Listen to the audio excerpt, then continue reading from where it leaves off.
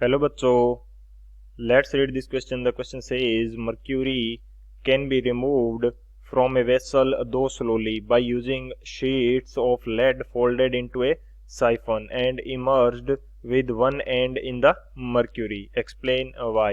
Basically इस question के अंदर हमसे क्या बोला गया है कि मर्क्यूरी जो है इसको किसी वेसल से रिमूव किया जा सकता है by the use of sheets of lead के शीट यूज करते हुए जिनको साइफन के रूप में फोल्डेड किया गया है. तो इससे हम मर्क्यूरी को किसी वेसल से निकाल सकते हैं. तो ऐसा किस प्रकार से किया जाता है ये हमें एक्सप्लेन करना है. तो बात करते हैं की कंसेप्ट की. तो की कंसेप्ट की यदि बात करें तो इस क्वेश्चन के लिए जो की कंसेप्ट हम यूज करेंगे वो हमारे पास होगा. सबसे पहले तुम देखेंगे कि कैपिलरी एक्शन क्या होता है. की कंसेप्ट के अंदर सबसे पहले फर्स्ट की कंसेप्ट के अंदर हम लोग डिस्कस करेंगे कैपिलरी एक्शन. कि कैपिलरी जो एक्शन होता है बेसिकली वो क्या होगा एंड इस क्वेश्चन के अंदर क्या रोल होगा इस कैपिलरी एक्शन का. तो यहां से मैं बात करता हूं कैपिलरी एक्शन की. कैपिलरी एक्शन होता है कोई भी नैरो ट्यूब है इसको अगर किसी भी लिक्विड के अंदर डुबो दिया जाता है तो जो लिक्विड है वो राइज या डिप्रेशन शो करेगा उस नैरो ट्यूब के अंदर. तो इस पूरे फिनोमिनन को क्या बोला जाता है, कैपिलरी एक्शन. यहाँ पे यदि बात करें स्टेटमेंट की, द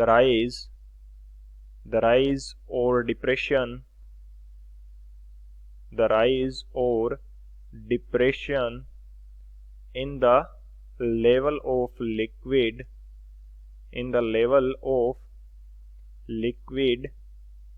into a narrow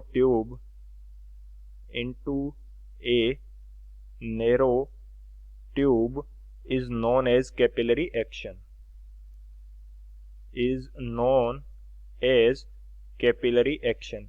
तो इस पूरे फिनोमिनन को क्या बोलेंगे, कैपिलरी एक्शन बोलेंगे. तो ये हमारा क्या हो जाएगा, फर्स्ट की कंसेप्ट हो जाएगा.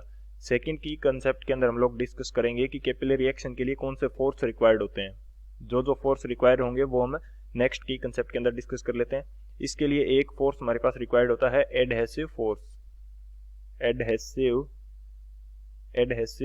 फोर्स. ये कैपिलरी एक्शन के लिए रिक्वायर्ड होता है.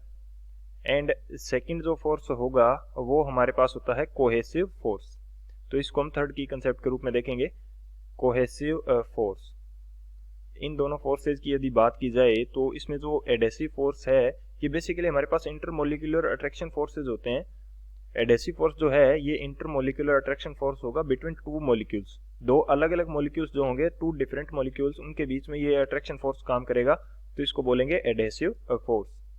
ये क्या होगा, intermolecular attraction force. Intermolecular attraction force है हमारे पास ये इंटरमोलिकुलर अट्रैक्शन फोर्स इफेक्ट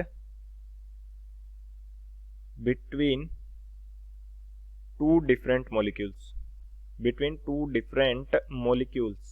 यानी कि दो अलग अलग मॉलिक्यूल्स हैं उनके बीच में ही काम करेगा. डिफरेंट मॉलिक्यूल्स पर्टिकुलरली हमारे पास वो कौन से मॉलिक्यूल होंगे वो बात करते हैं. पर्टिकुलरली एक तो मॉलिक्यूल होता है हमारे पास, किसी भी यदि लिक्विड की बात की जाए तो एक तो हमारे पास होगा लिक्विड एंड एक हमारे पास होगा सॉलिड मॉलिक्यूल. एक तो लिक्विड मॉलिक्यूल होगा, एक सॉलिड मॉलिक्यूल होगा. तो लिक्विड मॉलिक्यूल कौन सा होगा, जो फ्लूइड किसी कैपिलरी ट्यूब के अंदर राइज कर रहा है या डिप्रेस हो रहा है वो लिक्विड हो जाएगा. एंड जो हमारे पास सॉलिड मॉलिक्यूल है वो क्या हो जाएगा, कैपिलरी ट्यूब के जो मॉलिक्यूल्स हैं वो हमारे पास हो जाएंगे सॉलिड मॉलिक्यूल्स. इसी तरह से यदि बात करें हम कोहेसिव फोर्स की, तो कोहेसिव फोर्स हमारे पास क्या होता है, ये भी इंटरमोलिकुलर अट्रैक्शन फोर्स होगा. ये हमारे पास क्या है,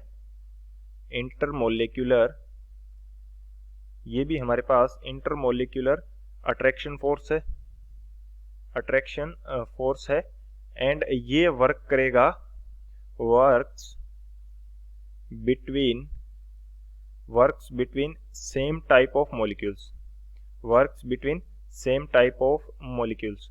यानी कि किसी लिक्विड के जो मॉलिक्यूल्स हैं उनके बीच में वर्क करने वाला जो फोर्स होगा वो हमारे पास होगा कोहेसिव फोर्स.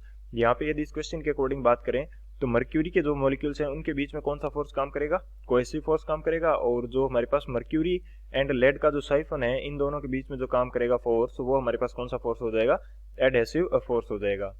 तो ये तीन हमारे की कंसेप्ट हो गए। इन तीनों की कंसेप्ट की हेल्प से इस क्वेश्चन को सोल्व करते हैं। अब यदि बात करें सॉल्यूशन की, तो इस क्वेश्चन के लिए जो हमारे पास सॉल्यूशन होगा वो हमारे पास क्या हो जाएगा, हम बात कर रहे हैं मर्क्यूरी की एंड लेड का जो साइफन है इन दोनों की। यदि मैं यहाँ पे कोई वेसल बना लेता हूँ कि ये मेरे पास वेसल है, ये इसके अंदर क्या पड़ा है, मेरे पास मर्क्यूरी पड़ा है, एंड इसके अंदर किसी साइफन का एक सिरा या वन एंड क्या है इसके अंदर इमर्ज कर दिया गया है, किसी साइफन का वन एंड इसके अंदर इमर्ज कर दिया, दूसरा एंड इस साइफन का बाहर है, तो इसके अंदर क्या होगा, राइज होगा। अब ये राइज किस कंडीशन के अंदर होगा, जब हमारे पास एडहेसिव फोर्स क्या है,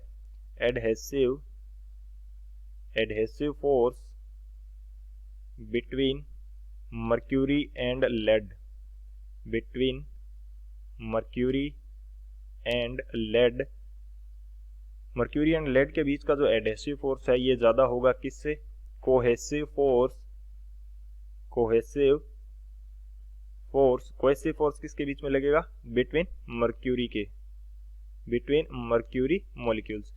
तो कोहेसिव फोर्स से यदि ये एडहेसिव फोर्स हमारे पास जो ज्यादा हो गया, तो इस कंडीशन के अंदर हमारे पास क्या हो जाएगा, कैपिलरी एक्शन इफेक्टिव होगा, एंड ये जो हमारे पास मर्क्यूरी है ये लेड साइफन के अंदर राइज करेगा। तो यहाँ पे हमारे पास क्या हो जाएगा, कैपिलरी जो एक्शन है, कैपिलरी एक्शन क्या करेगा, वर्क करेगा, एंड ये जो मर्क्यूरी है इस साइफन के अंदर ऊपर की तरफ उठेगा और धीरे धीरे स्लोली ये मर्क्यूरी इस वेसल से बाहर निकाला जा सकता है। सो ये हमारा इस क्वेश्चन के लिए कंसेप्ट रहेगा कि किस प्रकार से मर्क्यूरी को लेड के साइफन से बाहर निकाला जा सकता है। So this is the final answer. I hope you understood it well. Best of luck. Thank you.